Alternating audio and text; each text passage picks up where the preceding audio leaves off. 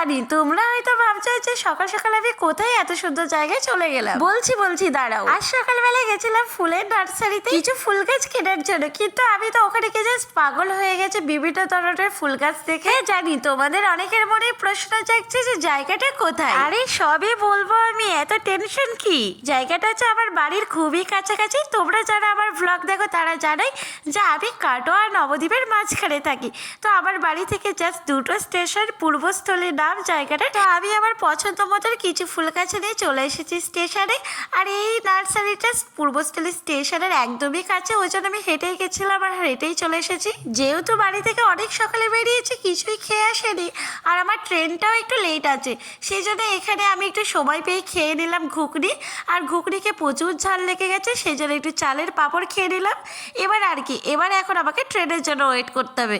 তাহলে চলো টাটা, দেখা হচ্ছে খুশি করে একটা নেক্সট ভিডিওতে।